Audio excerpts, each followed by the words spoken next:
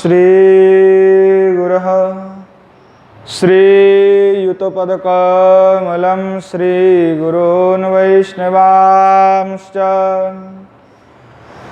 श्रीरूपं साग्रजातं सहगण रघुनाथन्वितं तं सजीवम् साद्वैतं सावधूतं परिजनसहितं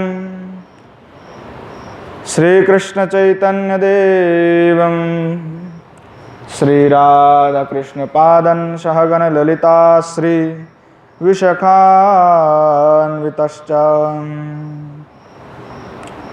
आजानुलम्बितभुजौ कनकावदातौ संकीर्तनैकपितरौ कमलायताक्षौ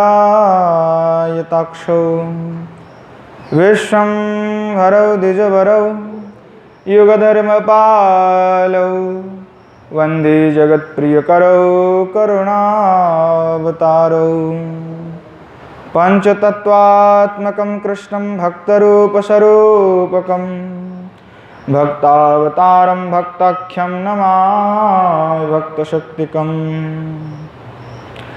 गौररामसमारम्भाम् ऐश्वर्याणां च मध्यमाम् अस्मदाचार्यपर्यन्तं वन्दे गुरुपरम्पराम् बर्हापीडं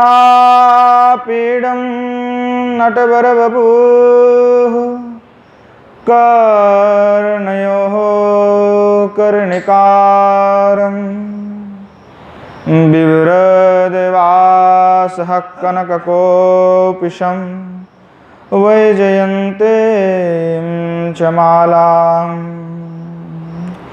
रन्ध्रानवेन रधरसुधया पूरयन् गोपवृन्दैर्वृन्दारण्यं स्वपदरमणं प्राविशद्गीतकीर्तिः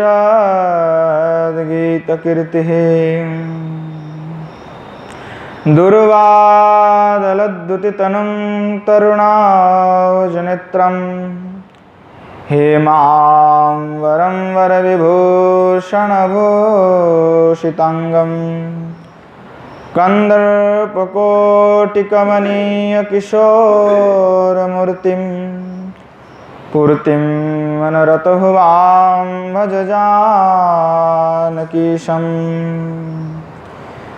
राधाकरावचितपल्लववल्लरीके राधापदङ्कविलसन् मधुरास्थलीके राधा यशमुखरमत्खगावलीके राधा विहार विपिने रमतां मनो मे विदुलता विलसितानुपमाङ्गकान्ति वैदग्ध्यकारुण्यरसाप्लुतपादमनेत्रम् वृन्दावननवनिकुञ्जरसैकतृष्णां राधां विना किमपि तत्त्वमहं न जाने। श्रीमद्भागवतं नौमि यस्यैकस्य प्रसादतः अज्ञातानपि जानाति सर्वसर्वगमानपि वृषारूढमाकन्तं सोममेशं सदाशिवं हरिनामरसन्मत्तं नौमि गोपीश्वरं हरं। श्रीरूपं साग्रजं वन्दे रघुनाथं कृपामयं श्रीजीवं भट्टजुगं च सज्जनसुखदायकम् येषां सहजस्निग्धानां पादुरैर्मभीक्ष्णसा सर्वविघ्नविनाशाय शिरसा धारयाम्यहम्। वृन्दायै तुलसीदेव्यै प्रेयायै केशवस्य च कृष्णभक्तिप्रदे देवी सत्यवत्यै नमो नमः। नारायणं नमस्कृत्य नरं चैव नरोत्तमं देवीं सरस्वतीं व्यासं ततो जयमुदीरये। वाञ्छाकल्पतरुभ्यश्च कृपा सिन्धुभ्यैव च पतितानां पावनेभ्यो वैष्णवेभ्यो नमो नमः। हरे कृष्ण कृष्ण कृष्ण हरे हरे, हरे राम राम राम हरे हरे। श्रीमन महाप्रभु की जय, श्री युगल सरकार की जय, श्री गिरिंद्र बिहारी भगवान की जय। श्री मन महाप्रभु के अनुकंपा और कृपा कटाक्ष से हम सभी श्री रागानुगा भजन रहस्य संबंध में आस्वादन कर रहे हैं। जो पूर्व में रागानुगा भजन क्या है, उसका तात्पर्य क्या है और क्या उनकी आवश्यकता है, इस संबंध में पूर्व में हम सभी ने आस्वादन किया।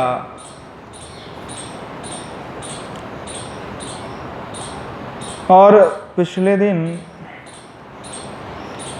यहाँ प्रसंग चल रहा था कि दास्य से बढ़कर के सख्य है, सख्य से बढ़ करके माधुर्य रस है, और माधुर्य में सख्य से अनेक अनेक माधुर्य का विस्तार है। और प्रत्येक जो भाव है, उन प्रत्येक भाव में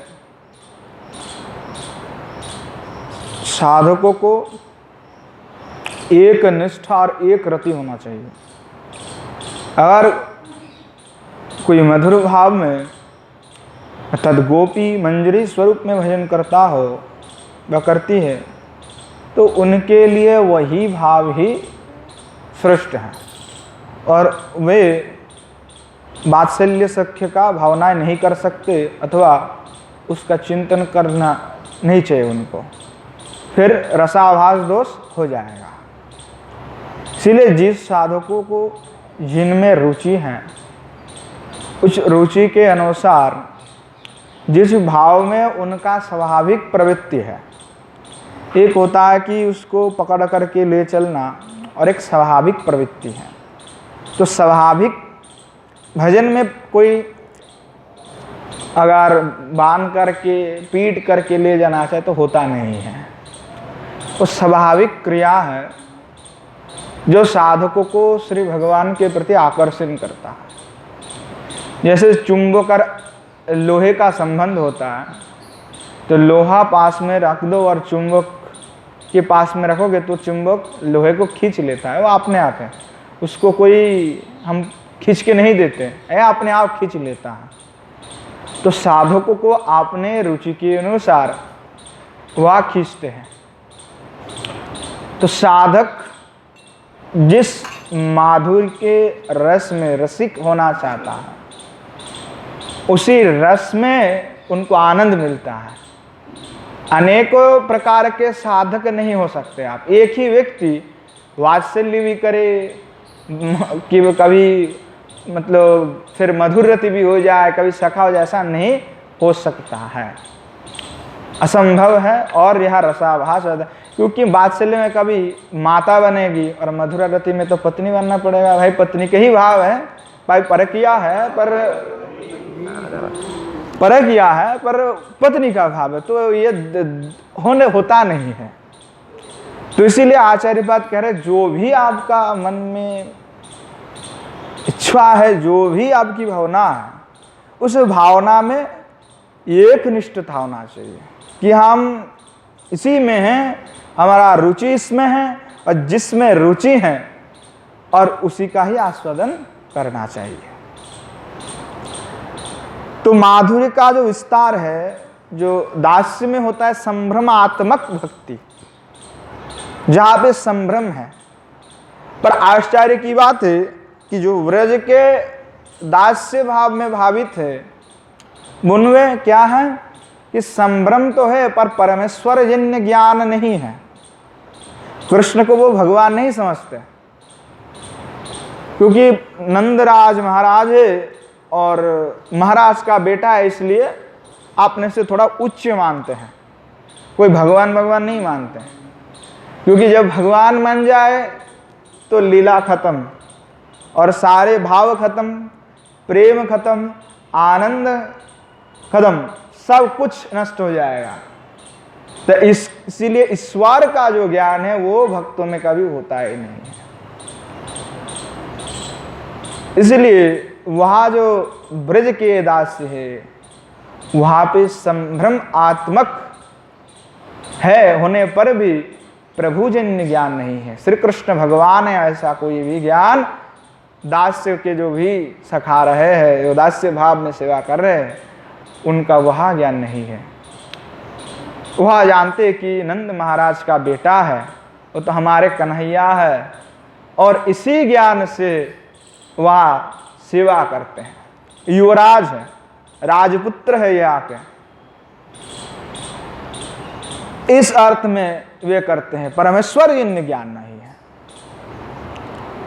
और जो सख्य है, सख्य में से आरंभ होता है क्या? संभ्रम विहीना जो भक्ति है। अब सख्य में क्या होता है कि संभ्रम को ही छोड़ दिया जाता है।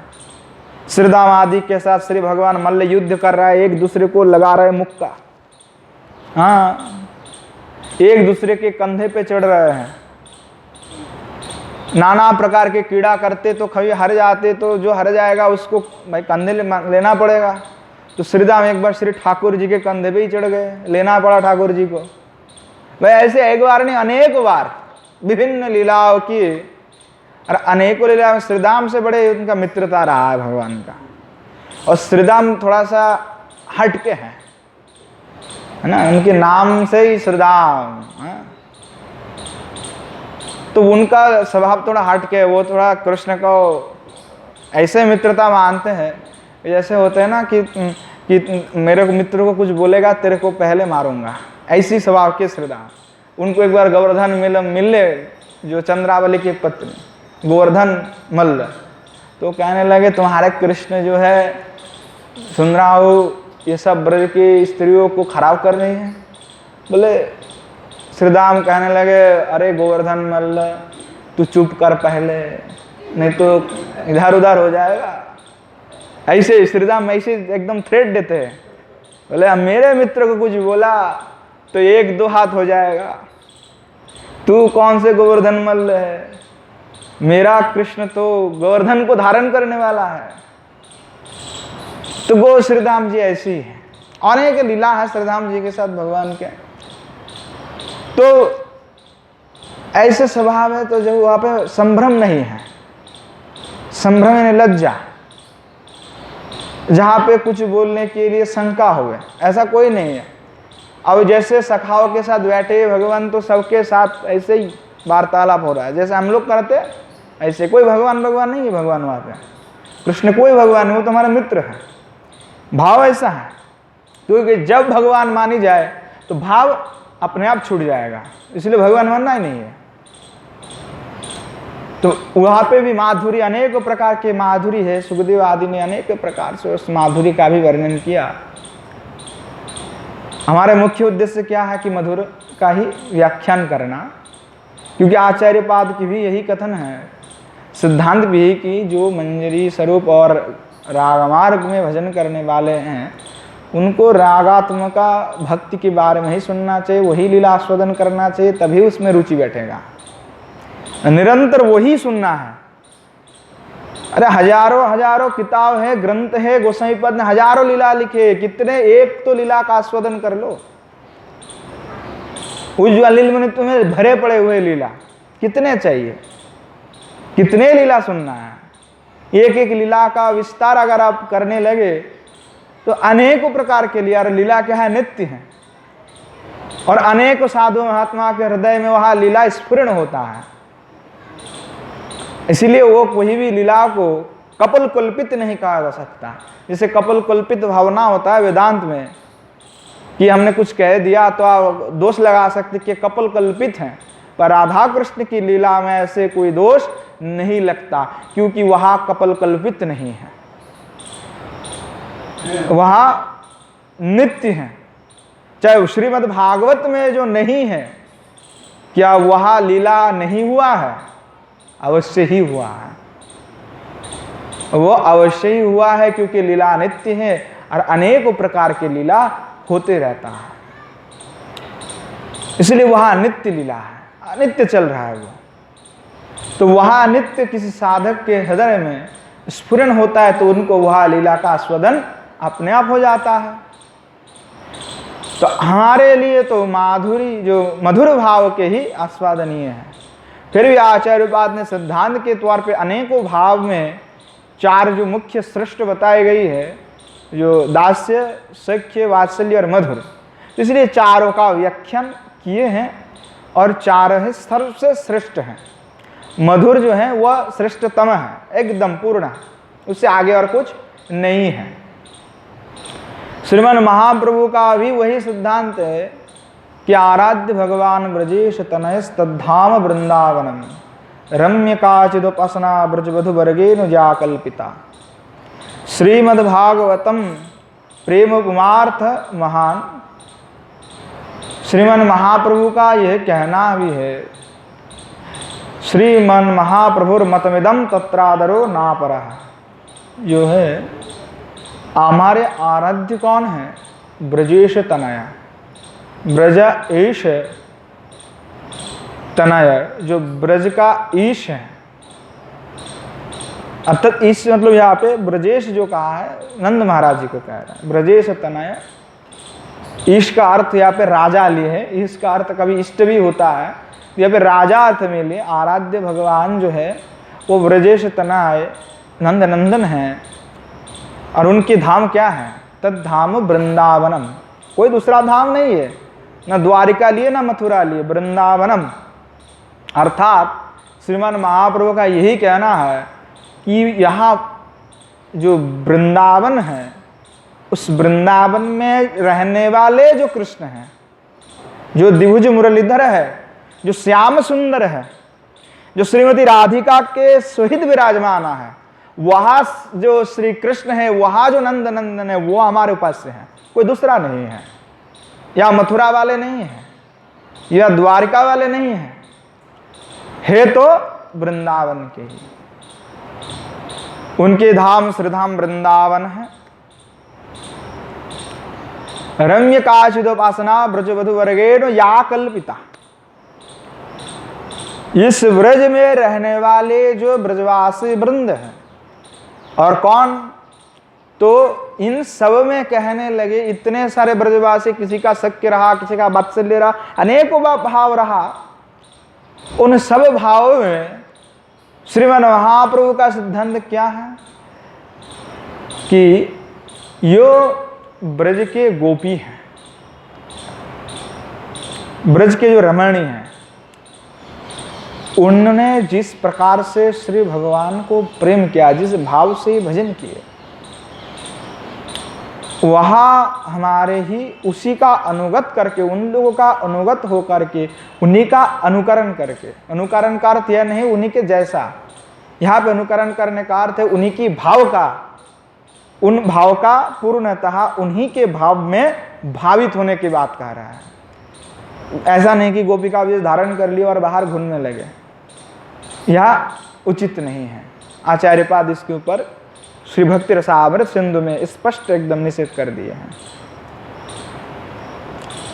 उनके भाव में भावित होकर के, उनका अनुगत आश्रित होकर के वह कल्पिता, उसका अनुसरण करके भजन करना है।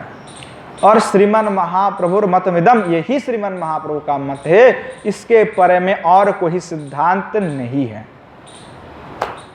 तो श्री भगवान जो कृष्ण हैं, उनको जिस प्रकार से गोपांगन ने भजन किया वही हमारे लिए एकदम परम श्रेष्ठतम है, वही आस्वादनीय है।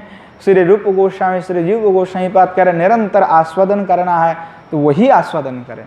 इसीलिए देखिए गोस्वामी पादों के जितने भी जावतीय ग्रंथ आप आस्वादन करते जाएंगे वहाँ पे मधुर रस ठुस ठुस के भरे हुए हैं, और उससे आप जितने भी निचोड़ते जाए उसका खाली कभी होता नहीं है। सिद्धांत ग्रंथ भले ही लिखे हैं, पर सिद्धांत ग्रंथ के बाद लीला ग्रंथ में ऐसा कौन सा लीला ग्रंथ नहीं है जिसमें मधुर रति का वर्णन नहीं है। एक से बढ़कर के एक श्री ग्रंथ का निर्माण किए, प्रकाट किए उन्होंने। तो इसलिए वहां श्रवण है, फिर भी वात्सल्य आदि भाव शास्त्र में वर्णन है, तो इसलिए उसका आस्वादन भी पहले हो जाना चाहिए। उसके बाद जिनका रुचि जिसमें हो वह नित्य ही उसका आस्वादन करना चाहिए। तो माता यशोदा का प्रसंग चल रहे थे कि माता यशोदा के साथ श्री भगवान अनेक माधुर्य का प्रकाश किए। जो सख्य में किया उससे अनेक श्रेष्ठ श्रेष्ठ भाव, अनेक प्रकार के माधुर्य उन्होंने प्रकट किया। देखा जाता है श्रीमद् भागवत में उल्लेख है कि श्री भगवान जब घुटनों के सहारे बिना ही चलने लगे, पहले तो घुटने के बल पे चलते सभी बालक, अब जब घुटने के बल से चलना छोड़ दिया ना, पैर पे खड़ा होना चालू हो गया। बच्चा जब पैर पे खड़ा हो जाए आपने, ऐसे हम लोग भी कहते हैं कि आपने पैर पे खड़ा हो जाओ। तो आपने पैर पे खड़ा होने का मतलब क्या है कि स्वयं का काम स्वयं करो, स्वयं का सब कृत्य स्वयं करो। तो बच्चा जब घुटने के सहारे चलता है तो स्वयं कुछ कर नहीं पाता, भाई घुटने से चलता है उतना बहुत कुछ कर नहीं सकते। अब आपने पैर में चलना आरंभ कर देगा तो थोड़ा तो ऊंचा हो जाएगा ना। अब तो पहले घुटने में हर जगह में जा नहीं सकते, अब तो पैर में चल के सब जगह में जा सकता है। मतलब बंदरगिरी और भी ज्यादा करेंगे, है ना। जो उछल कूद होगा, उद्दंड है, वो ज्यादा बढ़ जाएगा फिर।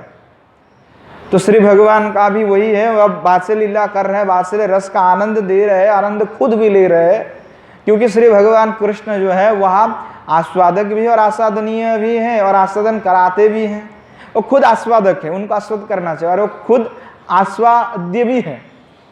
वो खुद आस्वाद्य है कि वो उनको आस्वादन करो, और खुद आस्वादक है। वो खुद आस्वादक है क्योंकि वो खुद आस्वादन अपने आप को कर रहा है, और वो आस्वादनीय भी है। और आस्वादनीय इसलिए वो आस्वादनीय है और आस्वादन कराते भी हैं, वो इनका यही स्वभाव है। तो खुद तो वात्सल्य का रस का आनंद ले रहा है और माता को भी आनंद दे रहा है, और हम जैसे अधमों को भी वह आनंद दे रहा है, हम भी वो श्रवण करके आनंद ले रहे हैं। तो चलना जाओ चालू किए तो नाना प्रकार के जो है कौतुकमयी जो लीला है वो किए, अनेकों प्रकार के। क्या हुआ कि एक बार जो श्री भगवान कि शून्य चोर ये तो स्वयं निज गृहे होयंग वीनम मनिस्तंभ स्वाप्रतिबिंब मिक्षितो वतस्तेनैव सार्धम भिया भ्रातर्मावद मातरम मम ममो भागस तवापि हितो। श्री भगवान क्या किए, एक दिन श्री भगवान जो है जब आप चलना चालू किए पैर पे, तो वो चलते चलते गए कि भाई कहाँ माखन रखा हुआ है, कौन से घर पे रखा हुआ है। और वो घर में तलाश करके वो घर में घुस गया और माखन चोरी कर लिए। मतलब माखन के जो भंडा था उससे अपना हाथ से ले लिए, अब चुरा लिए और खा भी लिए, बहुत कुछ मुंह में भी लगा हुआ था, हाथ में भी है। अब उस समय श्री भगवान क्या हुआ, वो खंभे में मणि स्तंभ थे, और मणि स्तंभ में स्वयं को देखा, और स्वयं को देखा, और स्वयं को जैसे ही देखा तो स्वयं को देख करके एकदम अचानक वो एकदम हिचकिचा के गए, भाई क्या हो गया, ये कौन है। स्वयं को देख लिए पहले कभी देखे नहीं थे स्तंभ पे, तो स्वयं को पहली बार देखे। अब पहली बार स्वयं को देखे तो वही त्रस्त हो गए, ये कौन है, और वही हाथ में माखन लेके हैं। और श्री भगवान ऐसे डर गए कि वो चिल्लाते हैं, अरे मैया, अरे मैया, अरे मैया कह करके बड़े चिल्लाते चिल्लाते भगवान एकदम जो है भागे, और भाग करके माताओं को जाकर के ऐसे पकड़ लिए, बोले माता बचाओ बचाओ बचाओ। क्या हुआ? बोले घर पे कोई तो है जो माखन चुरा रहा था, है ना, घर पे कोई है जो माखन चुरा रहे थे। मैं जब गया तो देखा वो हाथ में माखन लिए धरो है और खा भी रहे थे। अब हमने देख करके हमको बड़ा डर लगा और हम दौड़ लगाए। हाँ, अब देखा तो श्री भगवान को मांगा, कोई बात नहीं बेटा, कोई, चलो चलो देखते हैं, चलो देखते हैं कौन है। और तोतली तोतली बोली होते हैं ना, वो बड़ा अच्छा लगता है, मीठा लगता है। और तोतला तोतला करके बोल रहे थे। माता भी लेके गए उनको कि चलो कोई है दिखाओ घर पे। हम माता को लेकर के जब गए और माताओं को लेकर के क्या कहने लगे, तो श्लोक है कि माता क्वायेष नवनितमिदं तदीयं लोभेन चोरयितो मह्यं गृहं प्रविष्ट मदवारणं न मनुते मयि रोषभाजी रोषं तनोति नाहि मे नवनीत लोभा। और श्री भगवान लेके गए, मैया चलो चलो, तोतली बोली करके बोला चलो ना, चलो चलो चलो, ऐसे जो बच्चा बोलता है, अरे क्या मीठा आवाज में, माता तो चलो चलो चलो। माता को लेके गए,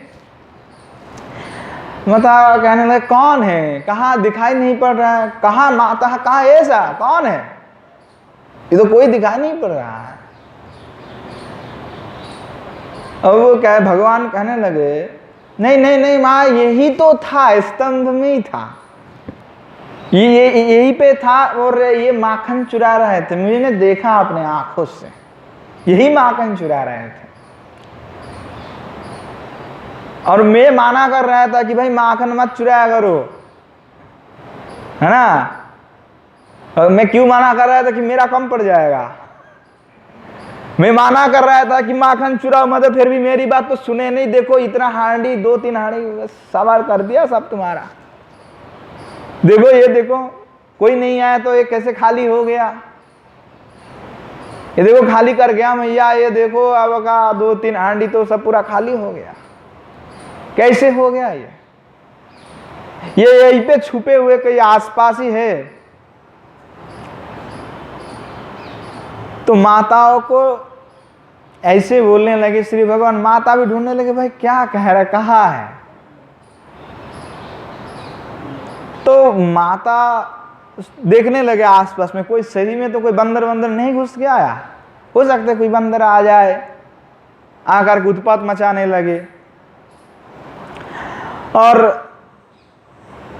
फिर माता ने देखा भाई आसपास में कोई नहीं है, और श्री भगवान जो है जाकर के स्तंभ के सामने खड़ा हुए। और श्री भगवान स्तंभ के सामने में जाकर के खड़ा होकर के जैसे ही खड़ा हुए, और श्री भगवान चिल्लाने लगे मैया देखो ये आ गया, देख लो, पकड़ लो इनको अभी। हाँ, श्री कन्हैया लाल की जय। और मैं बोलने के भाई मैया देख लो, पकड़ लिए हमने, यहीं पे है, आ जाओ। मैया भी आकर के देखे और मुस्कुराते मुस्कुराते हंस पड़ी कि अरे ये क्या करे, तो तू ही है ना लाला। बोले ये हम कहाँ से आ गए, ये तो दूसरा है कोई। माँ बोले नहीं, ये तेरा प्रतिबिंब है जो स्तंभ में देख रहा है। और भगवान जो है एकदम डर से अब एकदम मुंह उनका लाल हो गया, सोचने लगे कि माता मेरे ऊपर क्रोध ना कर दे, अब मेरा क्या होगा। तो इसलिए कह रहा है कि लोभे में चोरयितुं मद्गृहं प्रविष्ट। अब खुद स्वयं कहने लगे माता क्षमा कर दो कि मैंने ही खुद गृह में घुस करके प्रविष्ट चोरी किया था। इसलिए बोले लोभोयितुं, लोभ के कारण मेरा लोभ हो रहा है, तो इसलिए मैंने घुसा था। और मदवारणं न मनुते मयि रोषभाजी, आप मेरे ऊपर क्रोध ना करो। श्री भगवान ऐसे कहने लगे कि तुम मेरे ऊपर माता क्रोध ना करो। तनोति नौही में नवनीत लोभ, मैं तो पहले मेरे लिए देखो कोई भी तनिक लोभ नहीं है मेरे माखन के प्रति, ना लोभा, आप मेरे पे कोई लोभ नहीं है, और मैं तो कभी खाऊंगा भी नहीं, देखूंगा तक नहीं, आज के लिए क्षमा कर दो। अब भगवान की ऐसी जो वाणी को श्रवण करके तुतली बोली, और माता वही बड़े खुश हो गए, बोले बेटा चाहे जितना खुशी माखन खा लो, कोई बात ना है, सभी तुम्हारो है। हाँ, तो माता के साथ ऐसे माधुर्य प्रकाश करने वाले, कितने सुंदर दिव्य अद्भुत माधुर्य प्रकाश करते हैं भगवान, जो वात्सल्य रस में। और जो माता भले ही माखन बनाए, वे जाते दूसरे घर में चोरी करने, है ना। और केवल चोरी करते तो बड़े अलग बात है कि चलो चोरी करके खा लिए, खाते नहीं थे, और थोड़ा बहुत ही लेंगे और बाकी क्या करेंगे, सब मिल बांट करके खाएंगे, बंदरों को खिलाएंगे, भांडा को फोड़ेंगे, इनका यही काम है। क्योंकि उद्दंडता करना है, बात से लेकर रस देना। बालक क्या करते ही तो करते हैं, माता को उसमें खुशी मिलता है कि मेरा बालक ये कर रहा है, पर आजकल के माताओं में इसमें खुशी नहीं मिलते। उनको भाई व्हाट्सएप से फुर्सत मिले तब ना, उसको देना है फेसबुक में स्टेटस, कहाँ समय है बच्चे का, किसी दूसरे के पास रखना है बच्चा, कोई भी हो जाए भाई, क्या काम है हमारा। तो वो प्रेम नहीं रहा। जो पहले जो प्रेम होता था, वो स्तनपान में जो प्रेम है वहाँ भी नहीं है। अब इसीलिए देखते हैं आजकल माता पिता को देख नहीं रहा है, बुढ़ापा हो गया तो दे ही नहीं रहे, क्योंकि क्या है, अपने बेटे को बचपन में देखा नहीं तो आप बेटा बुढ़ापा में क्यों देखेगा भाई। आपने तो अपना समय उनको देखने में नहीं बिताया, उनके साथ वात्सल्य नहीं दिए, जो प्रेम है वो उन्हें प्राप्त नहीं हुए। और जब प्रेम प्राप्त नहीं तो उनके हृदय में बचपन से ही जो प्रेम नहीं है, तो कहा बड़े होने पर प्रेम रहेगा।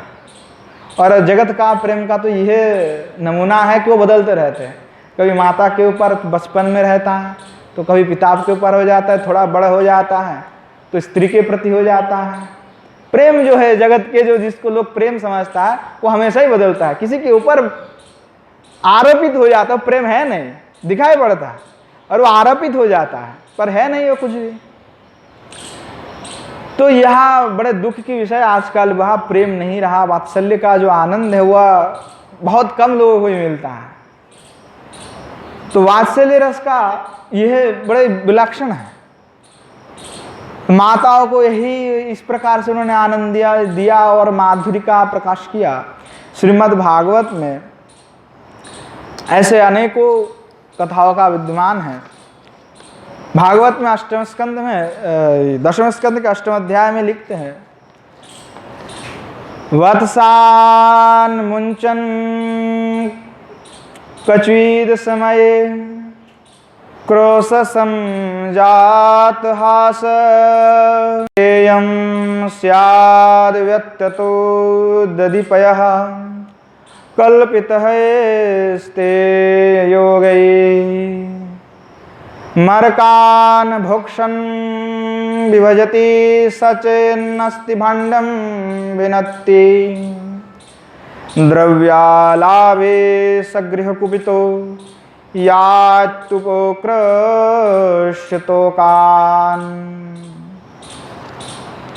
माता यशोदा को जो गोपी है वो आकर के उनके पास नालिश देते हैं कि तुम्हारा जो कन्हैया है यह आजकल बड़े ही उदम मचा के रखे ब्रज में। कोई छोटे मोटे तो उदम करते नहीं, बड़े बड़े उदम करते हैं। क्या करते हैं उसका वर्णना करे श्री सुखदेव गोस्वामी। और भागवत में यह 3 श्लोक है और इतने सुंदर है।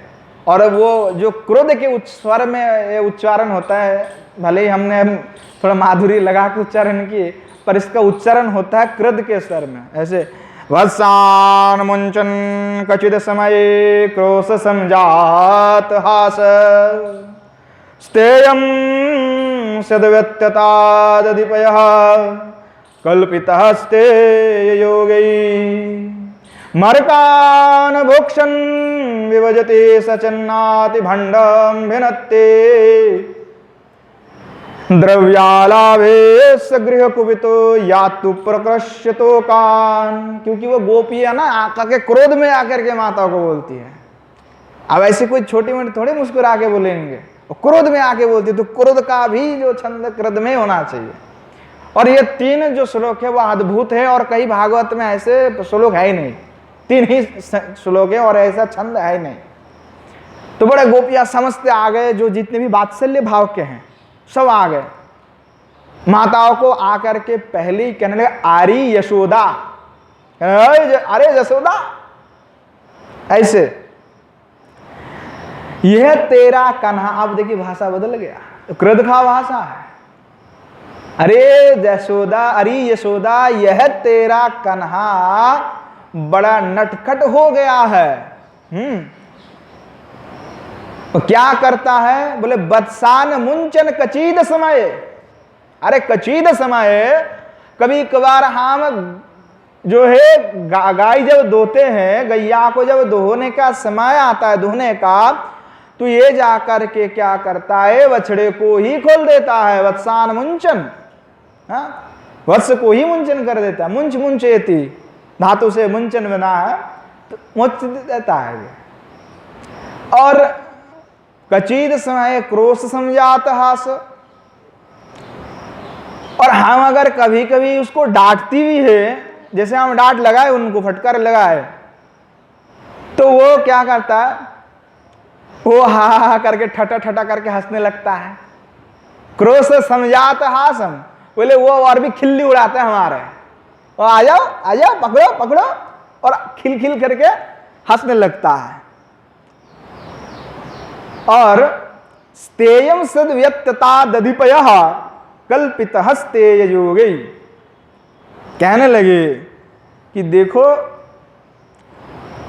ये चोरी का क्या करते हैं, बोले कि स्तेयम सद्व्यक्त था, बोले ऐसा कोई एक प्रकार की चोरी नहीं करते। जैसे एक प्रकार की चोरी किया और हमने समझ गया कि ये अंधेरा कमरा था, इसलिए ये ज्यादा मोती पहन के आया, उसको मोती की जो रश्मि है, विभिन्न मणि आदि पहने हुए है, उसके ज्योति से देख गया, और इसीलिए वो माखन को हानि को पकड़ लिया और उसको तोड़ फोड़ करके चला गया।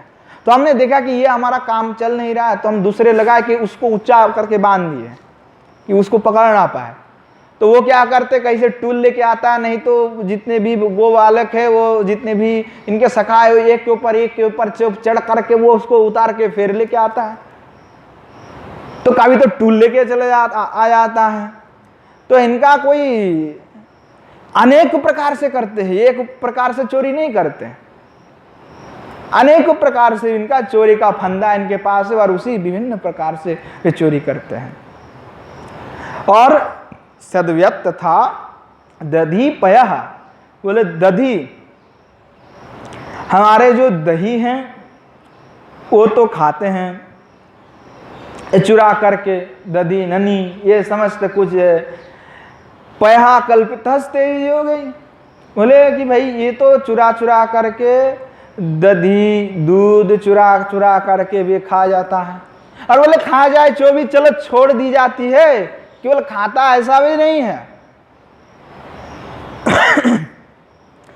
मरकान भोक्षण विभजयति सचिन्नाति भांडम भिणत्ति, बोले केवल खा जाते, चलो छो भी छोड़ दिए, बच्चा है चलो छोड़ भी दिए।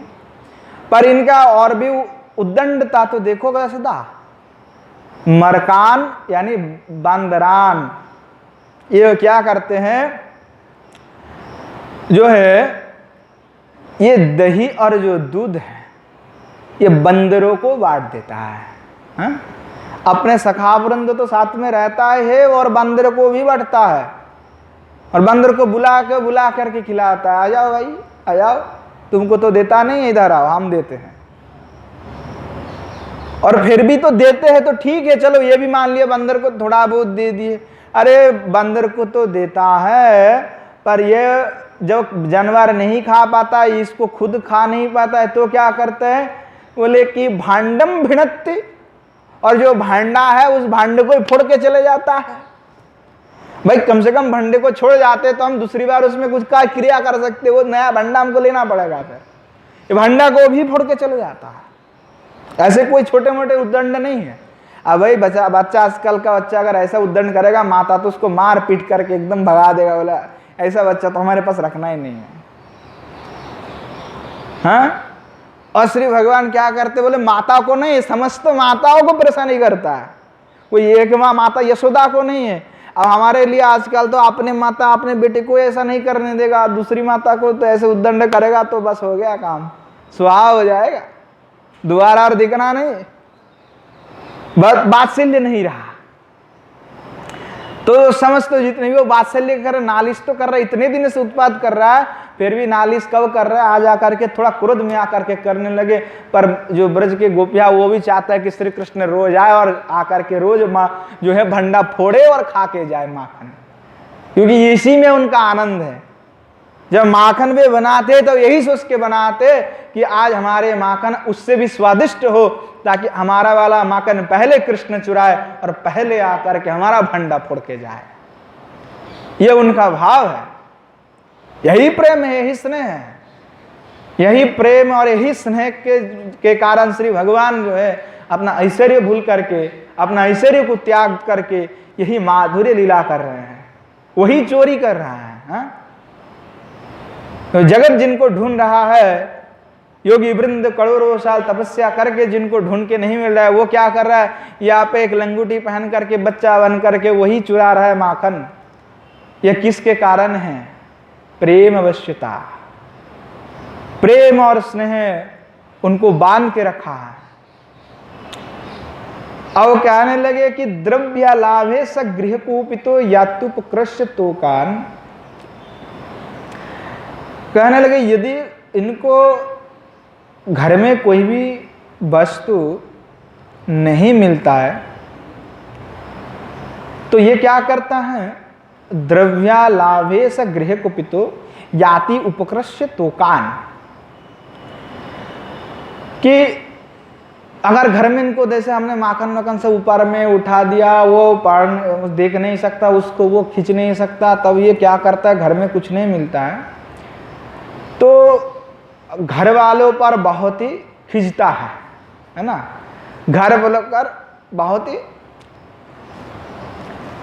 खींचता है। और क्या करता है, हमारे जो बच्चा है, इन बच्चों को जा करके ये क्या करता है, बच्चे को मारता है थोड़ा सा, नहीं तो वो चिमटी होता है ना, ऐसे पकड़ कर खींच देता है और गालों को जा करके ऐसे कर देता है, कभी तो सीखा खींच करके ऐसे खींच देता है, और दे करके जैसे बच्चे को, हमारे बच्चे को ये रुला के आ जाता है ना, वो रुला के फिर हमारे जितने भी बच्चे को रुला कर भाग चले जाए, रुला करके ही भाग जाता है। तो देखो तुम्हारे, अरे यशोदा तुम्हारे जो लड़का है ऐसे उदम करता है, भाई कितने माधुर्य का प्रकाश है। ऐसा कोई है, करेगा कोई? राम अवतार में ऐसा हुआ? नहीं हुआ। चाहे भगवान का जितने भी अवतार हुआ, कई अवतार में ऐसे लीला भगवान किए नहीं किए। इसीलिए श्रीमान महाप्रभु क्या करे, भाई यह जो अद्भुत जो लीला है वह कहीं हुए नहीं, कई अवतार में नहीं किए, जो श्री भगवान कृष्ण यहाँ इस अवतार में कर रहे हैं। और भी कहने लगे कि क्या कहने लगे, जोर से फिर क्रोध में कहने लगे, हस्ताग्रह्ये रचयति विधिम पीठकोलु खलाद्यैष छिद्रम ह्यांत निहित वयुना शिक्क भाण्डेषु तद्वेत् ध्वन्तागारे धृतमणिगणं स्वांगमर्थ प्रदीपम काले गप्य जर्हि गृहकत्यशुषो व्याग्रचित्तः। अब गोपिया कहने लगी कि भाई अरे यशोदा, आपकी यहाँ जो बेटा है यह क्या करता है कि हस्ताग्राह्ये रचयति विधुम पीठु कोलु खलाद्य,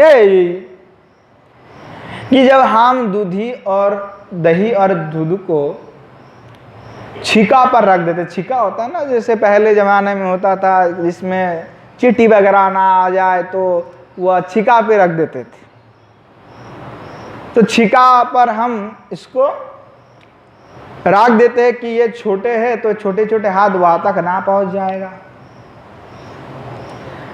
तब ये तो और भी बड़े बड़े उपाय बनाते हैं।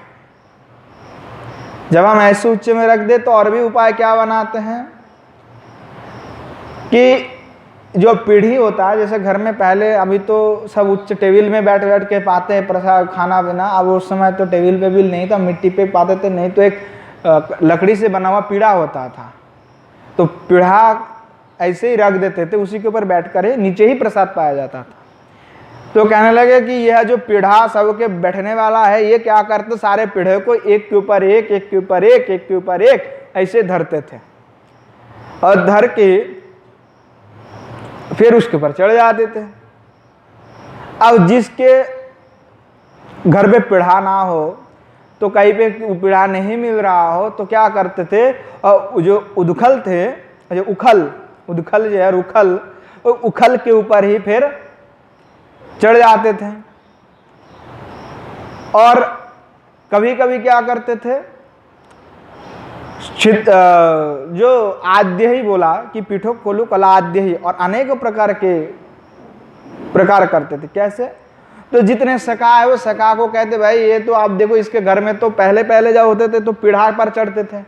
अब ब्रज गोपियों को जब पता लगी गयो कि भाई ये पीढ़ा पर चढ़ रहा है, तो पीढ़ा को हटा दिए। और पीढ़ा को हटाए दो तो क्या है कि भगवान का तो पीढ़ा कहा हो हटाए दो। अब क्या करेंगे, अब लाओ उदुखल, लाओ सभी, आप उदुखल 2-3 पकड़ करके ले जाओ। सभी लोग सोचने लगे अरे उदुखल इधर से उधर कैसे गया ये, और भंडा भी फोड़ा है, मतलब ये उदुखल से चढ़े थे आज। तो ये उदुखल को भी अपने अलग घर पे रख करके स्टोर रूम में रख करके ताला लगवा दो। अब वो भी अलग से रख देते थे। अब देखिए भाई पीढ़ा भी ना है और उदुखल भी ना है, वो क्या करे। तो सखा को कहने लगे कि भाई खाना अगर है तो कुछ कष्ट तो उठानी पड़ेगी। एक काम करो दाऊ जी, आप ही नीचे रह जाओ, आप सबसे बड़े हो। अब आपके कान पर हम भी चढ़ जाए, ये भी चढ़ जाए, आप में बड़े हिम्मत है। और श्रीराम को कहने लगे भाई श्रीराम तुम्हारा बड़ा शरीर हट्टा कट्टा है, तुम बड़े भारी हो, तुम्हारा शरीर में बहुत जोर है, एक काम करो तुम ही नीचे रह जाओ और हम तुम्हारे ऊपर चढ़ते हैं। तो ऐसे करके जो सखा है कहे कि तुम नीचे रहो, उसके ऊपर हम चढ़े, उसके ऊपर हम चढ़े, उसके ऊपर कन्हैया चढ़े, और फिर उससे माखन को नीचे लेके आए। बोले ऐसी प्रकार के लोग कृत्य है ये रोज करते हैं, और किसी भी प्रकार से हम कैसे भी रख दे वो माखन को वह लेके ही आ जाता है, दही और दुग्ध को तो वह लेके ही आ जाता है। और कहने लगे कि देखो अगर कभी कभी हमने बहुत ही उच्च पर रख दिया कि जिसमें तीनों प्रकार से कोई काम ही नहीं हो रहा है, तो क्या करते हैं। बोले छिद्रम ह्यांत निहित वयुना शिक्ष भांडेषु तद्वीत। बोले जब देखते ये तीनों जो काम है वह नहीं हो रहा है, तीन प्रकार से भी नहीं हो रहा है, तो बहुत ही ऊंचे पे रखा है। तो ये क्या करते जो गुलटी होता है, रवार के होता है खींचने वाले, वो क्या करते वो ले करके, नहीं तो वो जो होता है जो छोटे छोटे कांच का गोटी वो क्या करते, उसमें मिट्टी का होता था, तो बोले वो ले करके भंडे को, वो मिट्टी को जब बनाते हैं गोटी तो वो भी कांच की तरह होता है। जब वो मिट्टी कच्चा रहता है उसको जब उसको जलाया जाता है तो वो भी उतना बहुत सख्त हो जाता है। तो बोले उससे क्या करते थे भगवान, उससे ऐसे ही जोर से मारते थे।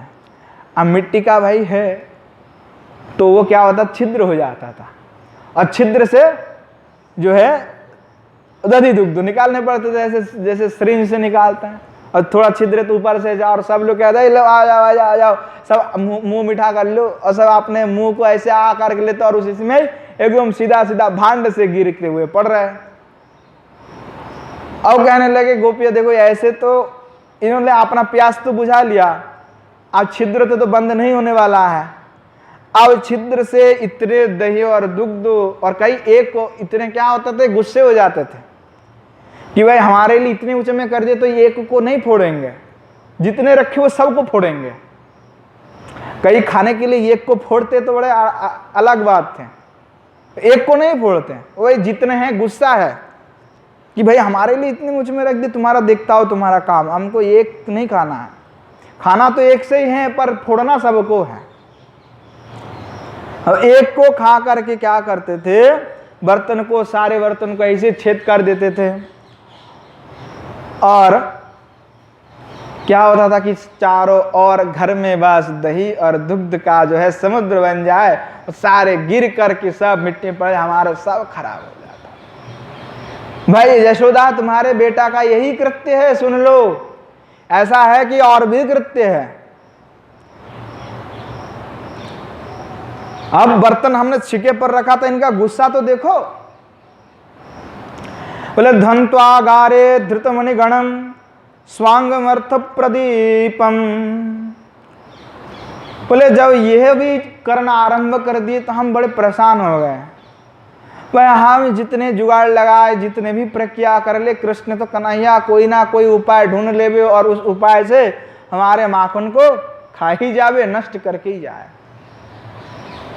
तो हमने ये सोचा कि छिके ऊपर तो रख रहे, अब अंधेरे कमरे में छिके के ऊपर रखेंगे, जिससे यह पता ना चले कि माखन कहाँ रखा हुआ है।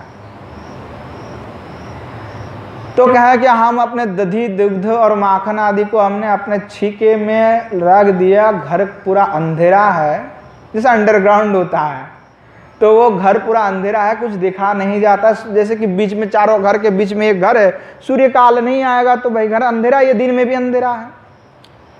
तो ऐसे कमरे हैं और वहां पे रख दिया। हमने सोचा कि इसको मिलेगा नहीं अब, और किसी को पता भी नहीं है कि यहीं पे रखे हुए हैं। हमने किसी को नहीं बताया, अपने बच्चे को नहीं बताया, अपने पति को नहीं बताया, पर पता नहीं इसको कैसे बता। ध्वंतागारे धृतमणिगणम स्वंगमर्थ प्रदीपम। अब हमने अंधेरे में इनको छुपा के रखे। तब हे नंद रानी, हे यशोदा, तुम्हारे ये जो लड़का और तुम इसको इतने प्रेम करते हो, और प्रेम करके स्वांगमर्थम प्रदीपम, क्या करते, तुमने इनके अंग पर मणि मुक्ता से भरे हुए इतने आभूषण जो पहना के रखे हो, और ये जो मणिमय आभूषण पहना के रखो, जब ये अंधेरे कमरे में जाता है तो इनकी शरीर की मणिमय जो मणि है, इस मणि आदि से क्या हो जाता है, प्रकाश हो जाता है। और प्रकाश हो करके असली में मणि का प्रकाश नहीं है, श्री भगवान का शरीर का प्रकाश है। मणि क्या प्रकाशित करेगा भगवान को? मणि तो बड़े खुश हो रहा है कि भगवान के शरीर में स्पर्श मिल गया। तो भगवान की जो ये दिव्य कोई तेज प्रकट कर देता है, और उस तेज से समस्त घर जो है एकदम प्रकाशित हो जाता है। और प्रकाशित हो जाता है, सब कुछ दिखना जाता है, और सब देख करके कहाँ क्या रखा हुआ है, कहाँ माखन रखा हुआ है, क्या क्या रखा हुआ है, सब पता चल जाता है। और जब इनको पता चल जाता है तो क्या करता है, काले गोप्यो यर्हि गृह कृत्यशु सुव्याग्र चित्ता। और ये क्या करते, ये ऐसा चालाक है, ये तभी घर में आता है जब काले गोप्या यर्हि कृत्यशु सुव्याग्र चित्ता। जो हमारे जितने भी गोपी हैं वो जिस समय में काम करती हैं, काम में बहुत व्यस्त रहती हैं, व्याग्र चित्ता होकर, मतलब बहुत ही काम में, घर के बहुत काम होते हैं, तो बहुत घर के काम में जब ये समस्त गोपियां जब व्यस्त रहती हैं तो उसी समय ये आता है, उसी समय आएंगे, उन दूसरे समय नहीं। जो सुव्याग्र चित्त, क्योंकि गोपियों का ध्यान ही नहीं देने का समय है कि अपने घर के पर ध्यान दिया जाए, तो उस समय वे आता है और आकर के इस प्रकार से वे घर को लूट के ले चले जाता है। तो कितने माधुर्य का प्रकाश हो रहा है, कैसी कोई लीला नहीं है, जो कोई भगवान के अवतार नहीं हुए जहाँ पे श्री भगवान इस प्रकार का अति अद्भुत लीला की। तो आचार्य पद क्यों कह रहा है कि माधुर्य का जो प्रकाश अति विस्तार जो है वात्सल्य में है, अधिक अधिक विस्तार। और माताओं को फिर और कहने लगी, एवं धाष्टन शति कुरुते मेहनादि निवास्तो स्तेयोपायैर्विरचित कृते सो प्रतीको यथास्ते एत्वां स्त्रीभिः सभयनयन श्रीमुखालोकिनीभिर् व्याख्यातार्थप्रहसितमुखी नाह्यापालवदुमच्छा।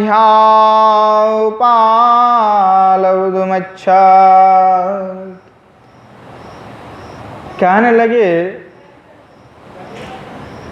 कि और हे यशोदा, तुम्हारे जो लड़का है ये कृष्ण है, कन्हैया है, इतने उदम करके रखे हैं, अब तुम्हारे पास हम नालिश भी देने आते हैं तो तुम कहती हो हमारे लड़का तो बहुत ही भोले भाला सादा सीधा है, ये कैसे कर लेगा अपना।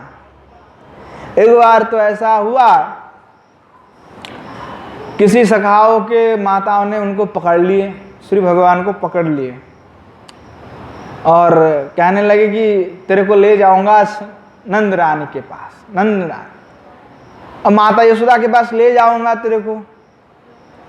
और श्री भगवान क्या करे, तो अपना स्वरूप ही बदल ले, उनका बेटा बन गया।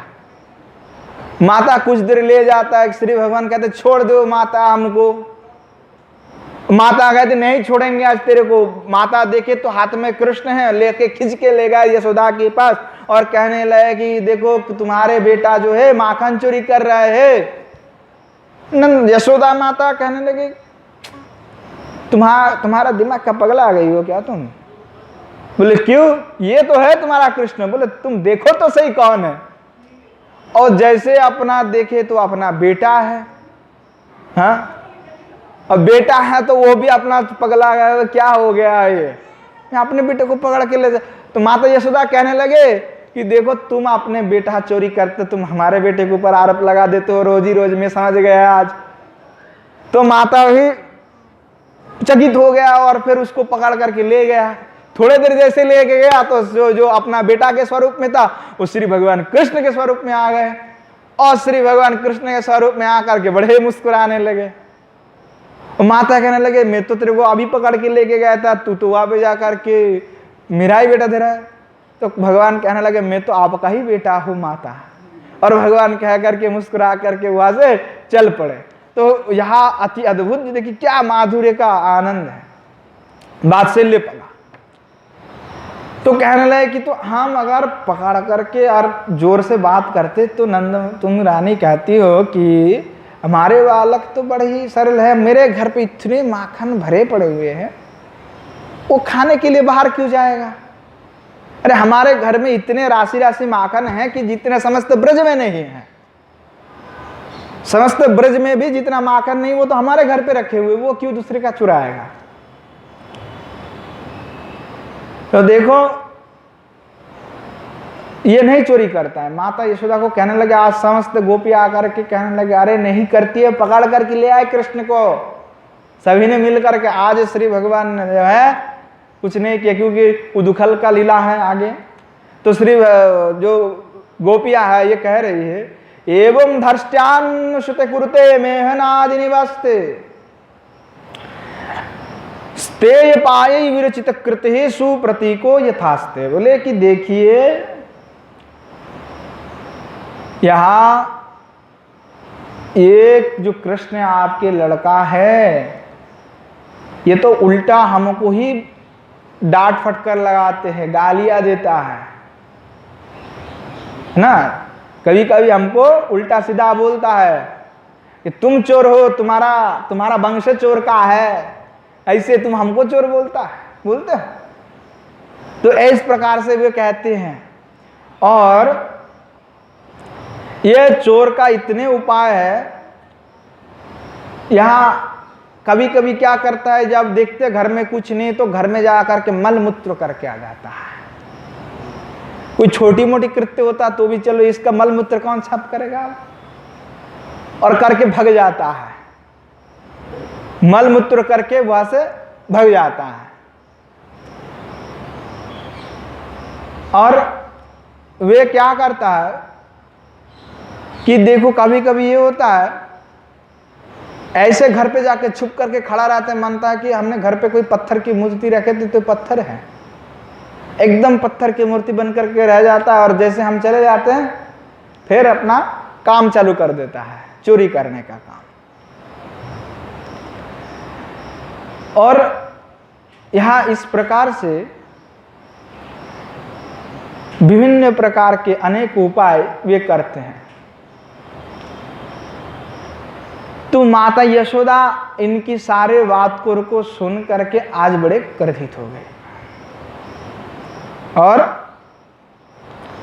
क्रोधित होकर के कन्हैया को कहने लगे कि आज तो बेटा तेरा खबर लूंगा, आजा तेरे को पकड़ना आया अभी। और माता यशोदा जो है कृष्ण को पकड़ने के लिए धावित हुए। और जब धावित हुए तो माता यशोदा तो पकड़ नहीं पा रहे थे, और जब पकड़ नहीं पा रहे पर माता यशोदा की शरीर पूरा पसीना पसीना हो गया और जो है थकावट आ गई उनमें, और वे बड़े ही जो है क्लांत हो गई। अब श्री भगवान ने देखा कि माता जो है बड़ी ही क्लांत हो गई। उसको देख करके श्री भगवान जो है बड़े ही प्रभावित हुए और माताओं की स्नेह के बंधन में बांधने के लिए जो श्री भगवान जो है स्वयं माता को ही कहने लगे ठीक है। रुक गए श्री माता के बंधन को श्री भगवान ने स्वीकार कर लिया, आपने हाथों से धागे को बांधा। तो इस प्रकार के जो माधुर्य है कि जिनको ढूंढने के लिए अनेकों योगी मुनि कोटि कल्प काल तक तपस्या कर रहे हैं, और आज वह श्री ब्रज में इस प्रकार के नरवत लीला कर रहे हैं और ऐसे माधुर्य का प्रकाश कर रहे हैं जो कभी कोई भी अवतार में लीला में हुआ ही नहीं है। तो इसीलिए इस अनेकों लीलाओं की प्रकाश से यह आचार्योपाद और समस्त सुखदेव गोस्वामी आदि सब यह सिद्धांत देते हैं कि जो वात्सल्य भावाश्रित होकर के भजन करता है वो बड़े ही मनहार है, अद्भुत है, उसमें दिव्य अति अद्भुत रस विद्यमान है। क्या है कि सख्य भाव में जो लीला का आवेश तो होता है, लीला आवेश, किंतु क्या है कि जो वात्सल्य भाव है उस वात्सल्य भाव में और भी कुछ मधुरता है और भी आनंद है उसमें, इसलिए वह सख्य से भी श्रेष्ठ है। क्योंकि वहां पे श्री भगवान सखाओं से भगवान थोड़े डरते हैं, सखाओं से तो एकदम गुत्थम गुत्ती चलता है, मारपीट चलता है, तोय मोय करके बात होता है। पर यह वात्सल्य भाव में श्री भगवान जो है, जो साक्षात समस्त निखिल संसार के प्रतिपालक है, जिनकी एक बार आंख पलक झपकते ही समस्त विश्व भवन का लय हो जाता है, और वो यहाँ पे आकर के भय से एकदम रोने लगते, बार बार आंखों को ऐसे पलक झपकते हैं और आंख से मुद्रित होकर के अपने नेत्र से अश्रुधारा बहते हैं। भाई एक बार पलक झपाते ही भगवान के समस्त भवन का ही नाश हो जाता है, और यहाँ तो आकर के बार बार पलक झपक रहे हैं, रो रहे हैं, तो भी कछु ना हो रहा है। आप तो ये ऐसा दिव्य कहाँ मिलेगा आनंद, कहाँ है ऐसा माधुरी। तो इस प्रकार के भय भी श्री भगवान में है, माताओं का डर भी है कि कभी तो माता उसको कान पकड़ करके डंडा से पीटती है, और कभी तो डंडा लेकर के जब इकर भगाती है तो भगता और रोते रोते भागता है भगवान। तो बोले ये इसमें विनोद भी है। माता सखा में जब होता है लड़ाई होता है, आलिंगन तो होता है सखा मित्र में, पर मातृल्य वत्सल्य में क्या होता है, चुंबन भी होता है, माता दुग्ध पान भी करा रही है। पर सखाओं के साथ इतना माधुर्य के थोड़े विस्तार है ना। तो श्री भगवान को स्नेह भी मिलता है वात्सल्य में, और डांट भी मिलता है, पिटना भी है और आदर भी है। तो यहाँ पे माधुरी का विकास और भी बढ़ जाता है और बड़े आनंद का भाव भी होता है। तो माता यशोदा और नंद महाराज जो है इस दिव्य जो अद्भुत भाव है उस भाव का आस्वादन कर रहे हैं, और उनके साथ में समस्त व्रज के जितने गोपियां हैं, अब ब्रज में अनेकों प्रकार की गोपियां हैं, तो उनमें जो वात्सल्यमयी जितने भाभी हैं उन सभी गोपियों का भी आस्वादन हो रहा है, वह भी आस्वादन कर रही है। तो उन्हीं के भाव में जिनको वात्सल्य भाव अच्छा लगता है कि हमें श्री ठाकुर जी की बाल गोपाल अच्छा लगता है, जिनको अच्छा लगता है, लगती है, क्योंकि पुरुष स्त्री चाहे दोनों कहीं भी हो, वह उस भाव से उपासना कर सकता है। कोई माता यशोदा ऐसा है कि कोई पुरुष है तो उसको नंद महाराज के स्वरूप में समझना पड़ेगा, ऐसा नहीं है। वो माता यशोदा का भाव भी भावित हो सकते हैं, हो सकता है उसमें। वो पहले ही रागमार्ग के जो प्रकरण चल रहा था उसमें सिद्धांत बता ही दिए थे, आचार्यपाद ने भी उसके ऊपर लिखा है कि ऐसा कोई भी व्यापार नहीं, चाहे स्त्री हो चाहे पुरुष हो, वो जिस भाव में भावित होना चाहता हो सकते हैं, वो अपना स्वाभाविक प्रवृत्ति है। तो कोई भी पुरुष नंद महाराज जी के स्वरूप में, कोई माता अगर नंद महाराज जी के स्वरूप में भावित होकर के उन जैसा भावनाओं को लेकर के सेवा करना चाहे तो भी कर सकता है। अगर कोई माता यशोदा की जैसा उनकी बत उनके अनुगत में आकर के करना चाहती हैं और चाहता भी हैं तो भी वो कर सकता है, कोई भी उसमें आपत्ति नहीं है। तो वो तो भक्त वो खिंचता है। और किनको कौन से भाव में लगाव है वो तो मैं नहीं कह सकता, वो अपने मन के विषय है, वो अपने हृदय और स्वतः स्फूर्त भाव में लोगों का भाव होता है। पर हमारे आचार्यों का, हमारे महाप्रभु का क्या है कि मधुर भाव है, मधुर भाव का ही आस्वादन है।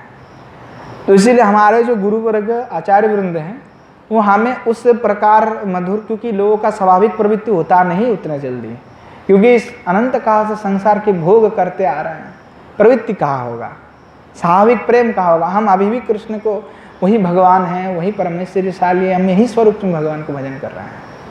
कभी यह प्रेम स्वाभाविक प्रवृत्ति होकर के ये नहीं है कि वह नंद का छोरा है, हमारा भी वही भाव, या जो माधुर्य की भाव मधुर भाव है उसमें हमें ये भाव नहीं हुआ कि ये परमपति हैं और यह भगवान भगवान नहीं है, ऐसा भावना हमें नहीं आता।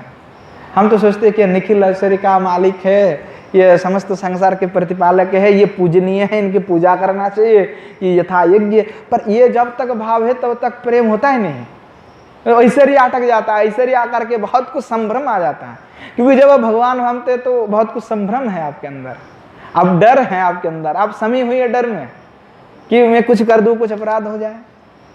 पर भगवान क्या करे तब तक संभव ही नहीं है कि संभ्रम, ये तो संभ्रम आत्मक है ही नहीं, ये तो संभ्रम छोड़ने की भावना है। जो मधुर रस है, जो सख्य से लेकर, ये तो संभ्रम को पहले ही छोड़ना है, पर हम संभ्रम में हैं और संभ्रम के कारण वो चीज हो नहीं पा रहा है। तो आचार्य पद के संभ्रम आत्मक जो है भावनाओं को छोड़ो, उसको धीरे धीरे अपने हृदय में धारण करो।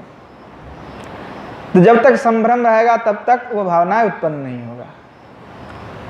इसलिए हमारे आचार्य और महाप्रभु का सिद्धांत यही है कि उस भाव में भावित होने के लिए, उसी और वारणा के लिए निरंतर श्रद्धावृत्ति के साथ निरंतर करते रहे। एकांतिक चेष्टा और इष्ट की कृपा से ही वह संभव है, साधु संत की कृपा से ही वह संभव है। इसलिए निरंतर करते रहे कि एक कार्य में विफल होने के बाद उसको छोड़ करके दूसरी कार्य में लग जाए तो ये कार्य तो संपन्न हुआ नहीं, या दूसरा भी होगा कि नहीं होगा उसका कोई पता नहीं है। तो यह काम आपने जितना किया था वो आपका पूरा हुआ नहीं, जितना हुआ था रह गया, वो आपने छोड़ दी तो दूसरा में लग गए।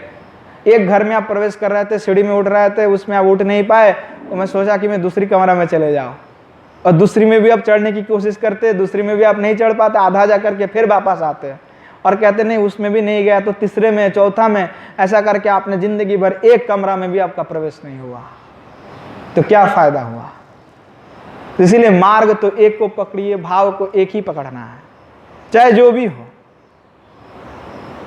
गुरु वर्ग का रास्ता है तब तो मधुर रसी है, और आपके अपना सहज प्रवृत्ति के ऊपर चलना चाहते तो आप चल सकते, उसमें भी शास्त्र निषेध नहीं करते, क्योंकि यह भाव शास्त्र अद्भुत है तो इसमें निषेध नहीं है। पर गुरु वर्ग का जो विशेष भावना है, जो रस आपको मिला है, जो भी मंत्र आपको मिला है, वो तो इसी के लिए मिला है ना, साधन तो इसी के लिए है, मुख्यतः प्रयोजन भी यही है, तो उसी को साधना पड़ेगा। और सब साधने के लिए सब साधने जाएंगे तो होगा नहीं है, खिचड़ी बन जाएगा सब। तो इसीलिए कोई एक ही और मन में ठान लेना कि हमको एक ही करना है, एक ही प्रवृत्ति है, एक ही निष्ठा है, एक ही रति है, एक ही भाव है, सब एक होना चाहिए। हम श्रीमती के किशोरी जी की दासी है तो है, अब हम कृष्ण के दास नहीं बनेंगे, अपना परिचय कृष्णदास नहीं देंगे। गोपी भर्तुर पद कमल और दासानुदास। तो यो श्रीमन महाप्रभु का जो वाक्य है, गोपी भर्तु कहा, ये नहीं कहा कि मैं केवल कृष्ण का दास हूं। गोपी भर्तुर पद कमल और दासानुदास।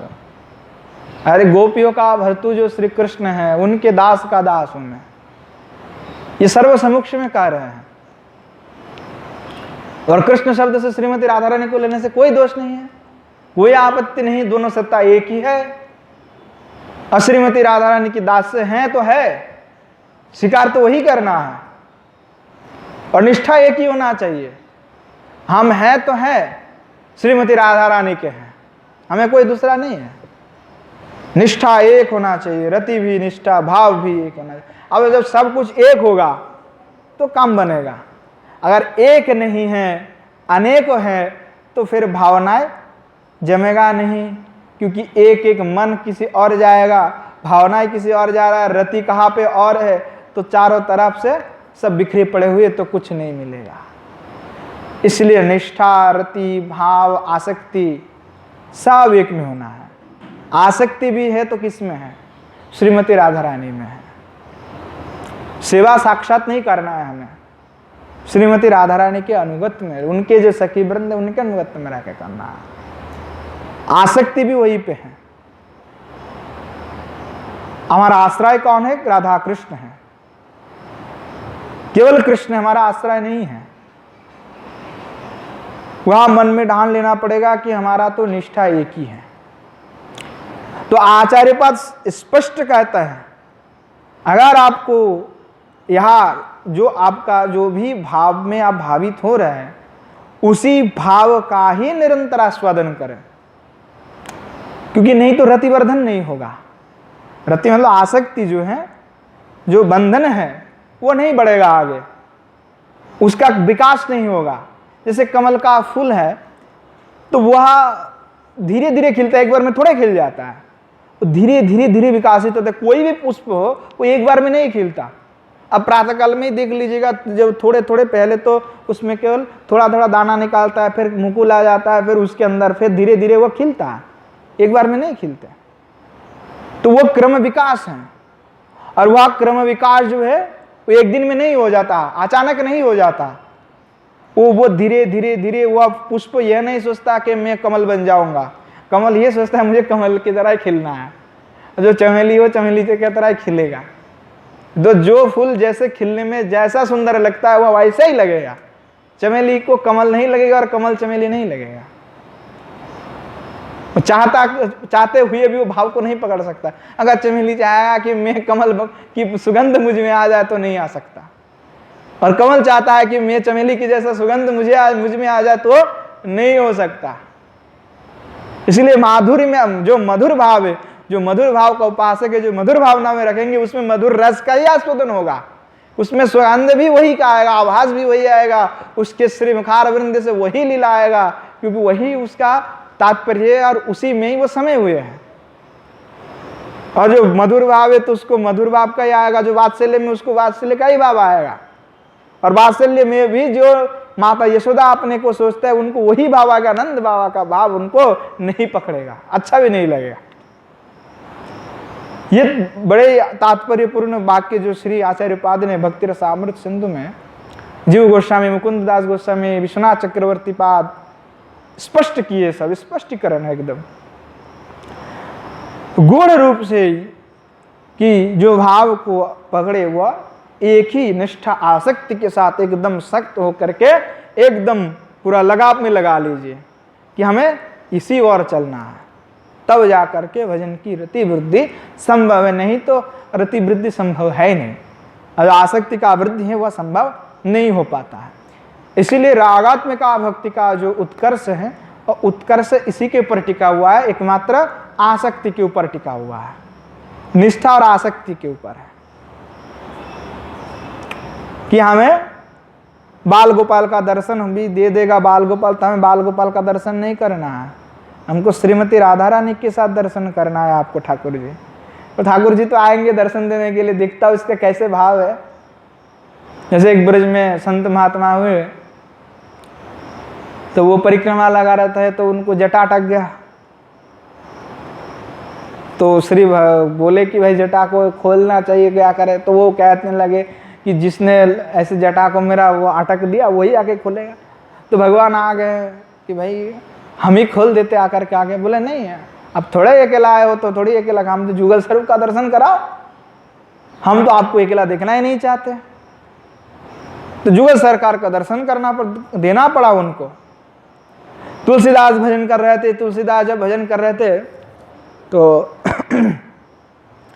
भजन जब उनका सिद्धि हो गई, स्तर में पहुंच गए, तो श्री भगवान कृष्ण है, अब मयूर पंख को लगा करके बंसी हाथ में लिए, श्याम वदन, ओह मुस्कुराते मुस्कुराते ऐसा करके तुलसीदास जी को दर्शन देने के लिए आ गए। तुलसीदास जी कहने लगे कौन हो? बोले अरे मैं कृष्ण हूँ, भगवान कृष्ण। बोले भगवान आपको हाथ जोड़ते हैं, इस स्वरूप का दर्शन हम नहीं करना चाहते हैं, आप तो हमें राम सीता के स्वरूप में संस्त परिकर के साथ दर्शन दीजिए। हम तो वही स्वरूप का दर्शन करते हुए कि धनुष बाण लिए हुए जो तने हुए, वहां श्री राम का हम दर्शन करना चाहते हैं। तो देखिए भक्त का ही भाव है कि वो साक्षात भगवान है, परंतु भगवान के जो भाव, जो वेश है, उस वेश के भावित होने के कारण भक्त का हृदय उसी पे टिका हुआ है, उसी में आसक्ति है। और दर्शन तभी उनका करेंगे तभी आपका हृदय भी तृप्त होगा, तब तक अन्य किसी रूप का दर्शन करने पर आपके हृदय में तृप्तता नहीं हो सकता, नहीं आ सकता। ये अनेक शास्त्र उद्धृत प्रमाण है ऐसे। तो इसलिए निष्ठा और रति का एकत्र होकर के, एकत्रित होकर के जब यह धीरे धीरे साधक के हृदय में बैठ जाता है तो वह दिव्य प्रेम को प्रकाशित कर देता है, भाव को सिद्ध कर देता है। अब तब जाकर के अब उस माता यशोदा आदि का जैसे गोपी वृंद है उनके जैसा भावनाएं आपके हृदय में आ जाता है। तो जैसा है कि जो वात्सल्य भाव है,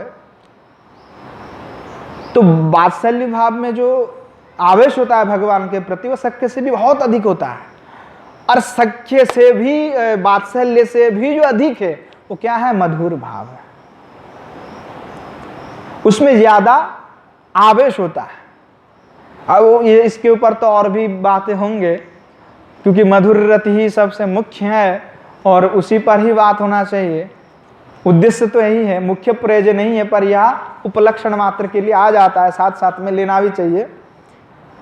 तो एक बार क्या हुआ, श्री भगवान विष्णु पुराण में उल्लेख है, श्री भगवान किसी गोपिका जो गंड देश है, तो वहां पे किसी गोपियों का श्री भगवान ने बस थोड़ा सा स्पर्श किया, और जैसे स्पर्श किया, स्पर्श करते ही वहां एकदम श्री कृष्ण जो है, श्री कृष्ण की जो स्पर्श से वो इतना रोमांचित हो गया, पुलकित हो गया, वह उनका एक बार स्तंभ हो गया, और गोपियों का ऐसी उनका प्रेम उत्पन्न हुई, वह कृष्ण को और ऐसे ही देखते रह गए, मतलब स्तंभ हो गया बिल्कुल।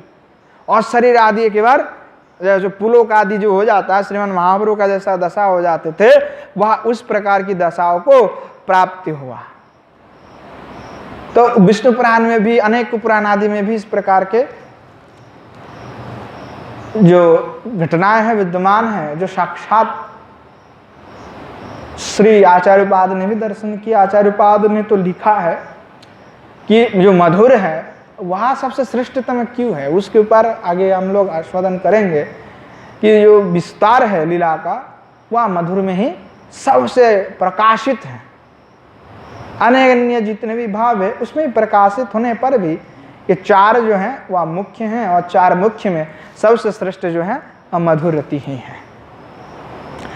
और दिखा जाए तो श्रीमन महाप्रभु जब आए, और श्रीमन महाप्रभु के कारण ही ये विस्तार हुआ है, क्योंकि श्रीमती राधा रानी का उल्लेख अनेक आचार्यों ने नहीं किए हैं, बहुत ही कम जगह में थोड़े बहुत शब्द में किए हैं। और जो परकीय स्वादन है, जो नित्य संबंध है भगवान का, जो स्वकीयवाद का निराश विश्वनाथ चक्रवर्तीवाद लिखे हैं कि अगर स्वकीया मानी जाए तो इसमें दोष आ जाएगा भगवान में, बंधन युक्त दोष। तो श्री भगवान किसी के बंधन में नहीं है, श्रीमती भी किसी के बंधन में नहीं है। तो इसलिए दोनों एक दूसरे का जब बंधन में ही नहीं है, और स्वकीया का मतलब होता है पति पत्नी का भाव, तो वह बंधन युक्त है।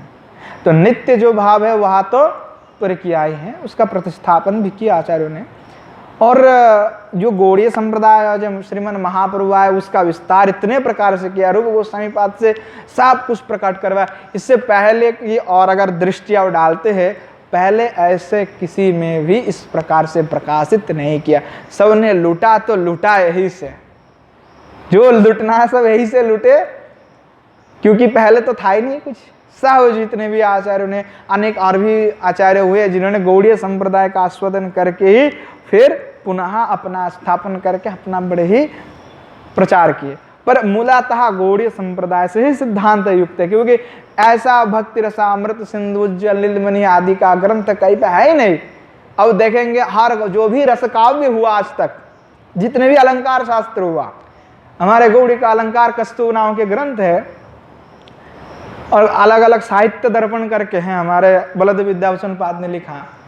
और पहले साहित्य दर्पण थे, पर वहाँ साहित्य दर्पण में लिखते हैं कि जो परकीय आदि रस हैं यहाँ ठीक नहीं है, अलौकिक, और यह जो लौकिक के लिए ठीक नहीं है। परंतु आचार्यों ने उसका खंडन किया, सिद्धांत का प्रतिस्थापन किए, क्योंकि पूर्व में ऐसा कोई भी आचार्य और कोई ऐसा कोई साधक नहीं हुआ जिन्होंने इस पर बात की। श्रीमन महाप्रभु ने पहले बार इसका प्रकाशित किया और आचार्योपाद ने उसका स्थापन किया। भक्ति रसामृत सिंधु और उज्ज्वल नीलमणि के पहले इस सखा सखी के बारे में और जितने भी ब्रज के बारे में उतना कोई भी ज्ञात नहीं था। तो इसीलिए जो महाप्रभु जो महाप्रेम धन जो देने के लिए आए थे, वह तो दिए और प्रकाशन भी कराए उसका, और वही हमारे लिए चरम आसाध्य हैं, नित्य आसादन यज्ञ हैं। इसीलिए श्रीमन महाप्रभु तथा श्रीमन महाप्रभुर मतमिदम, जो श्रीमन महाप्रभु का यह जो मत है उसके परे और कोई भी नहीं है, और यही चरम श्रेष्ठतम साधना है, सर्वश्रेष्ठतम मार्ग है। इसके परे में और कुछ हो नहीं सकता, कुछ भी नहीं है। तो इसीलिए वह भाव और रति को एक निष्ठ होकर के एक ही रति में ही उपासना करना चाहिए, जिससे कि आपका लक्ष्य जो है परिपूर्ण है। क्योंकि जब तीर छोड़ा जाता है तो लक्ष्य एक ही होता है और लक्ष्य को ही भेद करता है। जैसे अनेक को लक्ष्य नहीं होता, एक ही में भेद होता है। इसीलिए वह एक ही निष्ठा और रति के साथ श्री भगवान का उपासना करना चाहिए। तो हमारा आज समय भी हो चुका है। वात्सल्य के ऊपर हमने अनेक अद्भुत जो माधुर्य का प्रकाश श्री भगवान ने किया, ऐसे अनेकों अद्भुत और भी माधुर्य का प्रकाश है वात्सल्य लीला का। और वात्सल्य लीला में जो माधुर्य वह आस्वादनीय है। इसलिए जो हमारा आगे जो मधुर रति हैं, धीरे धीरे क्रमानुसार जो आस्वादन हो रहा आगे मधुर भाव के संबंध में, और उनका क्रम विकास इत्यादि, और मधुर भाव क्यों श्रेष्ठ हैं, क्या कारण रहा है, वह समस्त कुछ आगे आचार्यपाद की शास्त्रगत अनुसार व्याख्यान होगा। आज यही भी विश्राम देते हैं। जय जय श्री राधे श्याम निताई गौर हरि बोल। श्रीमन महाप्रभु की जय, श्रीमान महाप्रभु के समस्त पार्षद वृंद की जय, श्री नवद्वीप धाम की जय, श्री गिरिराज गोवर्धन की जय, श्री गिरिंद्र बिहारी भगवान की जय, श्री जुगल सरकार की जय, श्री यमुना मैया की जय, श्री वृंदा